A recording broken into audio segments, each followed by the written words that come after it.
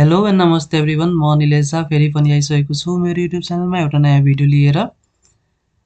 यस भिडियोमा हामीले नेपाल नागरिक उड्डयन प्राधिकरणले खोलाएको भ्याकेन्सीको बारेमा हेर्नेछौँ।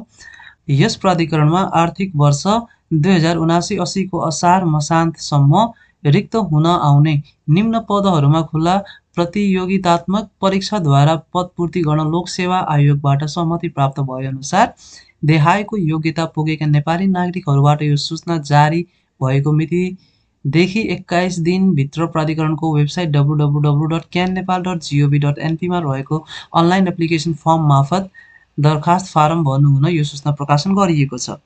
सो यहाँ हामीलाई विज्ञापन नम्बर दिएको छ, कुन पदको लागि, कुन तहको लागि र कुन सेवामा। त्यसपछाडि त्यो सेवाको समूह कुन हो, उपसमूह कुन हो र पदपूर्ति गर्नुपर्ने संख्या कति छ। खुला तथा समावेशी छ भने त्यसको मागपद संख्या कति छ, त्यो सबै कुरा यहाँ दिएको छ र न्यूनतम शैक्षिक योग्यता चाहिँ यहाँ दिएको छ। सो फर्स्टमा छ हाम्रो 9 तहको लागि प्रबन्धक पद प्राविधिक सेवामा एभिएसन फायर सर्भिसेज। पदपूर्ति गर्नुपर्ने संख्या 1, जसमा खुला तथा समावेशीतिर नै महिलाको लागि एउटा सिट छ। त्यसपछाडि प्रबन्धक 9 तह प्राविधिकमै सिभिल इन्जिनियरिङ, त्यसमा पदपूर्ति गर्नुपर्ने संख्या 1, जुन कि खुलाको लागि छ, खुला मात्रै यसमा लड्न पाउँछन्। त्यसपछाडि फेरि 9 तह प्रबन्धक पदको लागि प्राविधिकतिर नै इलेक्ट्रिकल इन्जिनियरको पनि पदपूर्ति गर्नुपर्ने संख्या 1 मात्रै छ, त्यो पनि खुलामा मात्र लड्न पाइन्छ, एउटा सिटको लागि मात्रै। त्यसपछाडि 9 तह प्रबन्धक पदको लागि प्राविधिक एयरवर्दिनेसमा एउटा मात्रै छ संख्या, जुन कि आदिवासी जनजातिको लागि छ। त्यसपछाडि 8औं तह उपप्रबन्धक र प्रशासनतिर है, प्रशासनमा एउटा मात्रै छ, त्यो पनि महिलाको लागि। फेरि 8औं तह उपप्रबन्धकको लागि अनि आर्थिक प्रशासनतिर चार्टर्ड अकाउन्टेन्ट भन्ने सीए एउटा मात्रै छ, खुलाको लागि। त्यसपछाडि 8औं तह प्राविधिकतिर फेरि उपप्रबन्धक एभिएसन फायर सर्भिसेसमा एउटा सिट मात्रै छ, आदिवासी जनजातिको लागि। त्यसपछाडि 7औं तहमा आउँछौँ हामी वरिष्ठ अधिकृत पदको लागि प्राविधिकतिर एभिएसन फायर सर्भिसेसमा एउटा मात्रै छ, आदिवासी जनजातिको लागि। त्यसपछाडि 7औं तह वरिष्ठ अधिकृत प्राविधिक आइटीमा एउटा सिट मात्रै छ, आदिवासी जनजातिको लागि। त्यसरी 7औं तह वरिष्ठ अधिकृत पदको लागि प्राविधिकतिर नै एयर ट्राफिक सर्भिसेसमा 39 वटा सिट छ। अब त्यो 39 वटा सिटमा चाहिँ खुलामा 31 जना र समावेशीतिर चाहिँ महिला 2, आदिवासी जनजाति 1, मधेसी 1, अपाङ 3 र पिछडिएको क्षेत्र 1।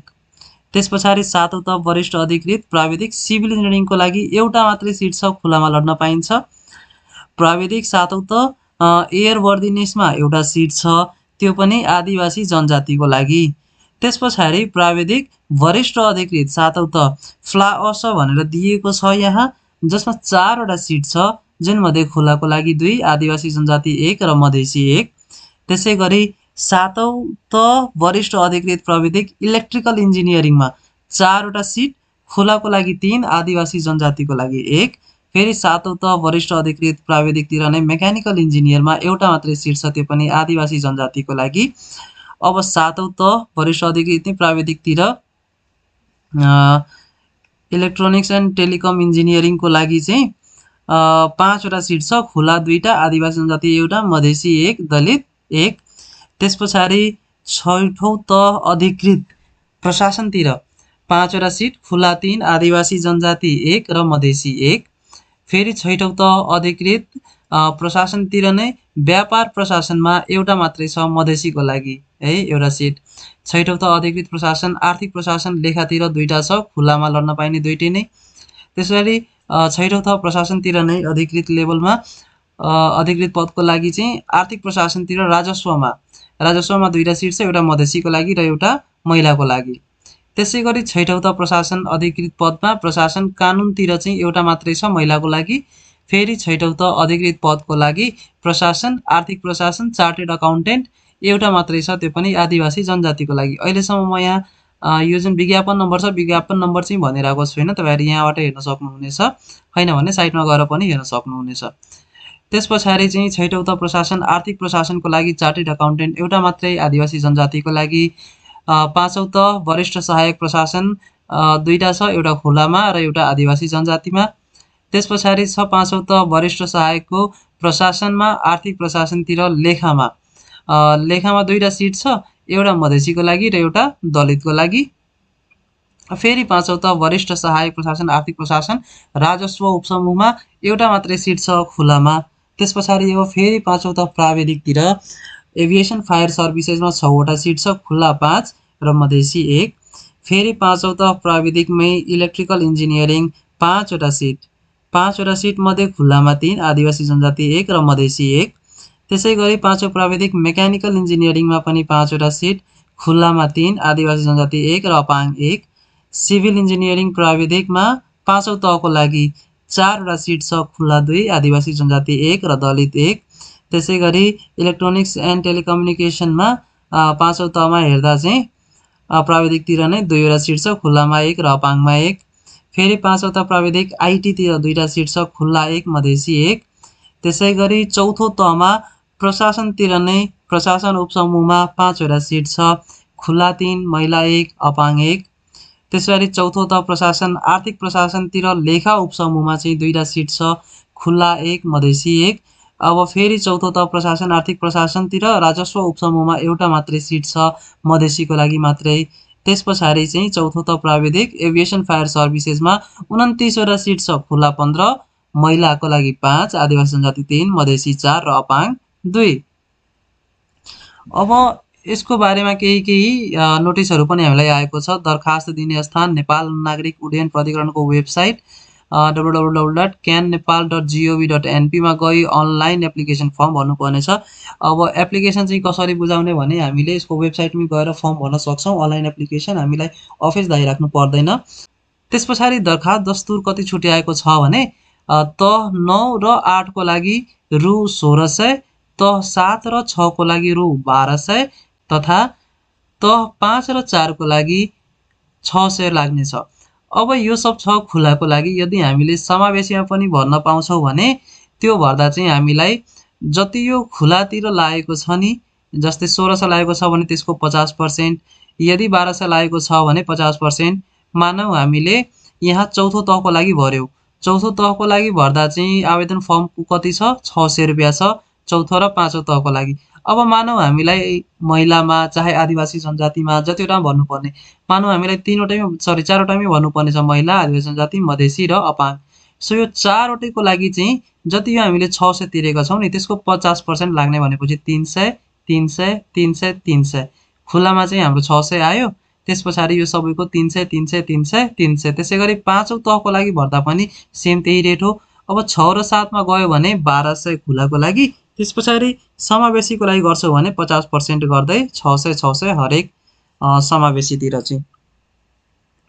अब हामीले अनलाइन पनि पैसा बुझाउन सक्छौँ है फर्म भरेर। र अनलाइनमै अब हामीसँग पेमेन्ट मेथड के दिएको छ त्यो मेथड कुनै एउटा युज गरेर हामीले पैसा बुझाउन सक्छौँ। र दरखास्त दिने अन्तिम मिति 2080 साल जेष्ठ 18 गते। दरखास्त दिने अन्तिम दिन सार्वजनिक बिदा पर्न गएमा सोको भोलिपल्ट समेत तोकिएको दस्तुर तिरी दरखास्त फर्म भर्न सकिनेछ। मानौ भोलि जस्तै शनिबार अब त्यो दरखास्त बुझाउने अन्तिम दिनमा चाहिँ सार्वजनिक बिदा परिदियो भने त्यसको भोलिपल्ट पनि हामीले पैसा तिरेर दरखास्त बुझाउन सक्छौँ। दरखास्त दिने अन्तिम मितिपछि 7 दिनसम्म दोब्बर दस्तुर तिरी दरखास्त फर्म भर्न सकिनेछ। मानौ 18 गते हाम्रो अन्तिम मिति सकिरहेछ भने त्यसको 1 हप्तासम्म चाहिँ हामीले डबल दस्तुरमा पैसा बुझाउन सक्छौँ र दरखास्त दिन सक्छौँ। त्यसपछाडि चाहिँ मिल्दैन।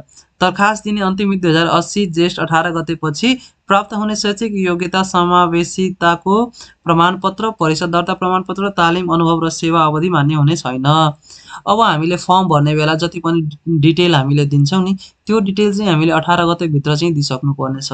यदि हामीले 2080/2/18 गते जुन कि हाम्रो दरखास्त दिने अन्तिम मिति छ त्यो मितिभन्दा उतातिर यदि हामीले कुनै पनि डिटेल दियौँ भने त्यो डिटेल मान्य हुने छैन। लिखित परीक्षा लोकसेवा आयोगबाट सञ्चालन हुनेछ। लोकसेवा आयोगले नै लिखित परीक्षा लिने हो र लिखित परीक्षाको मितिको लागि 2080 असार 15 गते कार्यालय समयमा सम्पर्क राख्नुपर्नेछ। हामीले कल गरेर पनि सोध्न सक्छौँ, त्यहाँ पुगेर पनि हामीले सोध्न सक्छौँ। यदि नोटिस हालिदियो भने झनै राम्रो। 2080/3/15 गते। उमेरको हद दरखास्त दिने अन्तिम मितिसम्म सहायक स्तरको लागि 18 वर्ष र अधिकृत स्तरको लागि 21 वर्ष पुरा भई पुरुषको हकमा 35 वर्ष र महिला तथा अपाङ्गको हकमा 40 वर्ष ननाघेको हुनुपर्नेछ। ल पुरुषको हकमा चाहिँ 21 वर्षभन्दा बेसी तर 35 वर्ष ननाघेको है 35 वर्षसम्म मात्रै हामीले यो परीक्षा दिन पाउँछौँ। तर महिला र अपाङ्गको हकमा चाहिँ 40 वर्षभन्दा माथि चाहिँ हुनु भएन। 8औं त र सोभन्दा माथि पदको हकमा 40 वर्ष ननाघेको। यदि हामीले 8औं त र त्योभन्दा माथि 8औं र 9औं तको लागि भर्दैछौँ भने 40 वर्षसम्म हामीले भर्न पाउँछौँ। प्राधिकरणका अस्थायी बहालवाला कर्मचारीहरूलाई उमेरको हद लाग्ने छैन। भविष्यमा सरकारी वा सरकारको स्वामित्व भएको संस्था वा प्राधिकरणको सेवाको निमित्त अयोग्य ठहरिने गरी बर्खास्त नभएको हुनुपर्नेछ। नैतिक पतन देखिने फौजदारी अभियोगमा अदालतबाट कसुरदार नठहरिएको। ल यो सबै कुरा चाहिँ हामीलाई थाहा नै छ, जुन कि पुरानो हरेक जति पनि लोकसेवाबाट चाहे कुनै पनि संस्थाबाट हामीलाई भ्याकेन्सी आउँछ त्यो सबैमा यो सब दिएकै हुन्छ। मेन कुरा चाहिँ कतिवटा सिट छ र हामीले दस्तुर कति तिर्नुपर्ने, कहिलेसम्म तिर्नुपर्ने र परीक्षाको डेट चाहिँ कहिले, त्यो सबै कुरा हामीलाई थाहा भइसकेको छ। र यही थियो, धेरै टाइम पछि चाहिँ नेपाल नागरिक उड्डयन प्राधिकरणले आफ्नो भ्याकेन्सी खुलाएको छ र यहाँ सिभिल इन्जिनियरिङहरूको लागि चाहिँ हल्का कम मात्रामै छ। सो ट्राई गर्नु होला, मजाले पढ्नु होला।